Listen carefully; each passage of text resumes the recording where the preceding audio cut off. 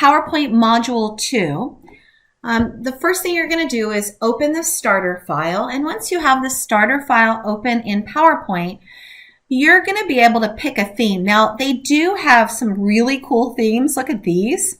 I like some of these new ones that are over here under Design Ideas because a lot of them actually have videos in them. Do you see how this moves around? You can actually put a video as a background in this, which is kind of cool. But I'm going to undo that and show the one that we're going to be using. So in Module 2 this week, in the book chapter, we're going to go to File and we're going to go to New here and pick one of the online templates. And in other words, there are about 20 built-in themes into PowerPoint, but online there's over 5,000 different templates. And they're searchable. So I could type, for example, the word in here, basketball. If I were doing like a basketball one and find a basketball layout. It doesn't have everything, but it has a lot. But I could also go down to File and New and click Search for Online Templates here. I'm going to type in electric. So let's say I want to be electrifying when I'm presenting. So I'm going to pick this electric theme. So let's say I pick one of these themes, and now I could open this up. It kind of looks nice little layout, and it's more than just a theme that has a background and font and style. Notice it already also has a lot of built-in slides. Do you see what I mean by a lot of built-in slides? Now, if you're looking at the book project, what it's going to tell you to do is we don't need this many slides. If you look at the bottom, there are 11 slides. So I'm going to click, these are called the thumbnails of the slide. I'm going to click on slide 3, hold down my shift key and go to slide 4 as well and hit the delete key to get rid of slides 3 and 4. And then I'm going to click 4 and hold down my shift key to 9. That highlights slides 4, 5, 6, 7, 8, 9. And delete those as well. So if you're looking at the book example, we're not going to need this many slides, so I deleted quite a few. Now, what we really want to focus on this week, we already now know how to make a background, you know how to run your slides. If you remember, if I wanted to run my slides right now, I could click Slideshow from beginning and go through my slides. If you remember, there are the 3 dots down here that allow me to do something called Show Presenter View.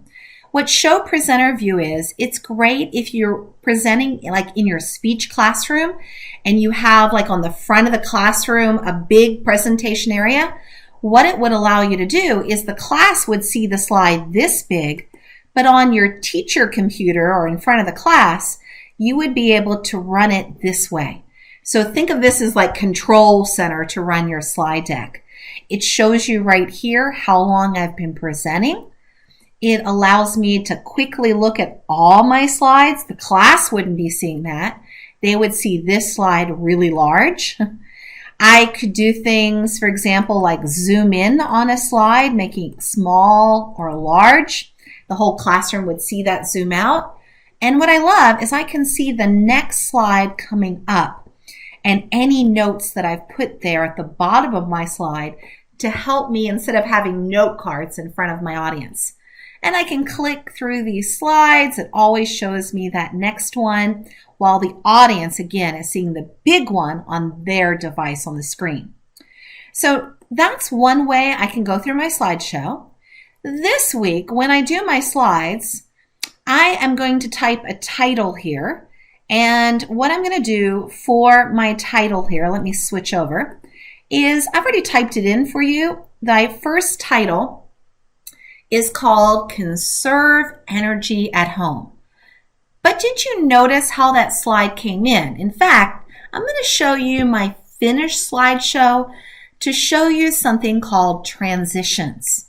So now as I click on these to go through each of the slides here, I can actually see all of my different slides. Now, do you see they all came in a certain way? let me stop my slideshow and talk about something called transitions. So this tool at the top, this week, you're going to apply transitions to your slides.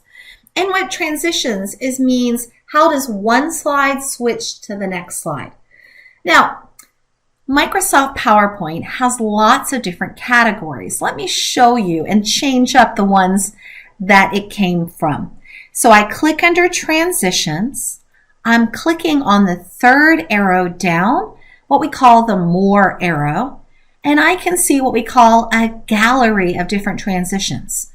Now, let me explain what the different settings mean. This area is called Subtle. The word subtle means really kind of soft and minor, nothing very jarring. So if you just want really minor, you could click on any of the subtle ones. If you want something exciting, they have all these categories. Now, in the case of our book, they clicked the one called Box and then hit Apply to All so that all 4 slides had the same transition. But you can actually set different transitions. I'm going to change it now. I'm going to make my first one in this category. It's called Dynamic Content. I want to make it called Ferris Wheel on the first one. Ooh, look at that. On my second one, I'm going to click the second thumbnail, click the More arrow again, and one of my personal favorites is called Glitter. So let me show you Glitter. It actually, every single item comes through. Let me go to my third slide, and Michelle, pick one for me. What's one of your favorite? I think I'll do one of the soft one. Let's see here. Whoops. I'll probably like, okay,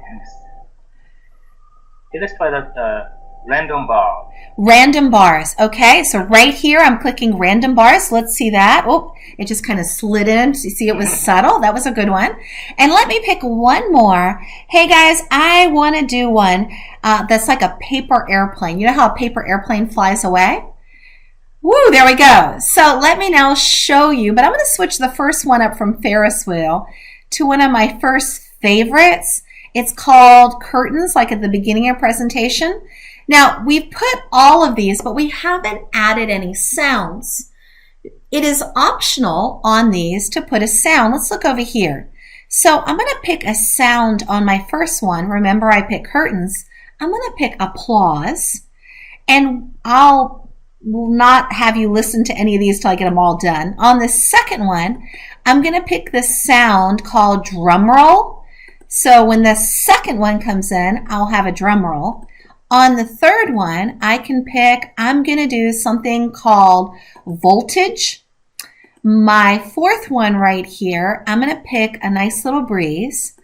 And on my fifth and final slide, let me do something like a camera. So now when I go to slideshow from beginning, let's listen. So now that's the curtains one. I'll go to the next slide. Ooh, a little drum roll. Did you see that and see the transition? There is my flyaway paper airplane there. Did you hear the voltage sound? There we go. We saw that sounded there. And there's the camera one. So you can apply different transitions. And I want to kind of give you a rule of thumb with transitions. If you're at a very formal bank, you work for this Wells Fargo bank, and they're very, very traditional. You know what? I wouldn't even add transitions, and definitely not sound. You want to kind of stick with the tone of the company. But if you work for somebody like Apple or Google and they're fun, I would throw in everything here. But of course, if you're working for Google, you'd be using Google Slides. I wouldn't think PowerPoint would go over so well. Hey, let me show you some other things that are in this week's slides. So everyone notice on my second slide, there is something new. This is actually, we're going to try this. This is actually along this lines. We're going to try this in a minute. This is called Smart Art. And I'm going to show you how we created this, but I'm going to cheat a little bit and get the text here. in here for my slide. So I'm going to go back to my original slides here, and I'm going to go to the second slide, and I'm going to put in these little bulleted items that we have on this second slide. And if I were presenting and these were my items on the second slide, it looks a little boring. If I were trying to be professional and really take it up a notch, so I can actually go under the Insert tab and highlight any of these items that I've just put in and switch them over to something called Smart Art. You see, what is Smart Art? Well, Smart Art allows me to kind of put something in a little more exciting format. Now, look at this list. I'm going to scroll down it. Look at all the different layouts that we can do here. And they're actually under categories like, are you making a list?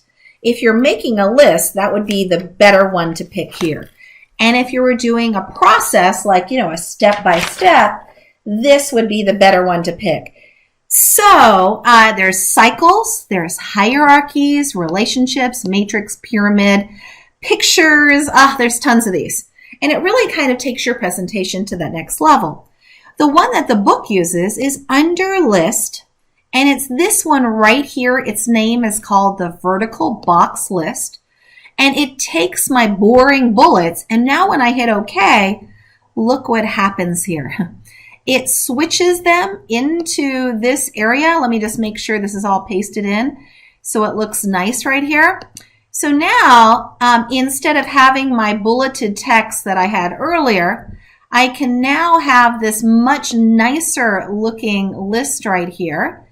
And let me show you something with this list. I'm going to pull this information up at the top. Now that I have these items in here, if you ever want to, I find it not so easy to type inside of this. You can. Let's say I didn't mean to have an S on shower head, or I did mean it. You can type inside of it. But this little arrow right where my circle is circling right now allows me to pop out this area so it's easier to type in here. So if I don't want this last one, I can backspace over to the last item. And now I'm just left with these three major items. So in this week's assignment, let me go to the finished one again. You are going to be creating a few different word arts. So here's one. Here is another one. Look how nice that looks when we use the layout there. And look at this one, again, with your word art there. Let me also cover one other item that's definitely covered this week. Notice on this page, we have something called shapes. We haven't used shapes this much in our class. I think the only shape, if you remember, when we created a business letter, we did a big rectangle shape at the top. We haven't done many. But this shows you that you can lay shapes on the screen. Let me just show you where that is. If I go into the Insert tab, these are the shapes that I'm talking about. And we can click on Insert Shapes. And for example, there's a circle on this shape. And we have some other, we have these trapezoids. That's the other two shapes right here. So you can click a trapezoid and draw it on the screen, as we do in this case. To put text in any of these shapes, you can actually right-click your mouse. Whoops, let me go back there. Inside those shapes, let me get back, sorry. I can right-click on any of these and edit the text inside. So this is how I can get these words, remembers your preferred temperature. But the one thing that I think you may struggle with this week is how to know if the shapes go on top or behind. Do you notice this arrow that you placed on this screen is going behind everything? Let me show you how that's controlled. If I click on that arrow, I can go and right-click. Let me get that going here. Right-click. There's a tool called Bring to Front. Let me show you what happens when I pick Bring to Front. We can actually make this arrow go on top of something. For example, if I go to Send to Back, it would put the arrow in front of this. But if I right click on the trapezoid again, I can bring it to the front. So that's the thing. I think you're going to need to know how to lay all this stuff on top of each other. So this week you are going to be able to grab a file from online. We went to File and New and searched for all these online templates. We also put in all kinds of Smart Art by going to Insert and Smart Art. We also inserted some shapes that we've done before, not this many, but don't forget to move them forward and backward. Right click and either bring to front or send to back so you can kind of get that layered use. One last item that you're going to do this week is you, in your slideshow, you can also put at the bottom, do you see on this? It says Greenest Street Corporation. Over here, it shows October 1. Of course, that's not today's date. And if you notice, we also over here have a page number. So where is all of that coming from? Well, we can set any of these items up in our slide deck. And sometimes you'll want that page number at the bottom of your deck because you want to determine how many, pages, or if you're halfway through, or if someone wants to refer to that later. So if you want to do some of these objects that are on the pages here, I'm going to go look up which one they had you do this week. To add these footers this week, let's go under the Insert tab, everybody, and you will be doing some footers. So if you go under the Insert tab, there are various footers that I can add at the bottom of my slide, and we can put all the footers at once, or we can put them one at a time. If you notice right here, we have date and time. This one right here is slide number. This one right here is object. But the easiest way to do it is under the Insert tab, click Header and Footer. And this determines what will be on all of your slides. And there's also another tab for your notes and handouts. This is if you're printing things out later. We're going to refer to the ones on the slide. So you can check if you want the date and time. And you can decide whether you want a fixed time, let's say October 1st on every item. But if you wanted today's date, I could update it automatically to reflect today's date. We also can have the slide number if it's checked, and also a standard footer. I want you to know at a lot of companies, they require a footer for your company name on every slide. So it's their way of kind of saying that's our intellectual property, our copyright, if you would. And you may not want it on the first slide, so you can check, don't show it on the slide number. If you want to apply it just to an individual slide, let's say slide 5, I could click Apply. But if you want this on all slides, you would click Apply to All. So look what I've just done. I've put, let's go look, I've now put today's date, the slide number, number 2, and our company name, Greenest Street Corporation. So that kind of shows you everything we're going to do in Module 2.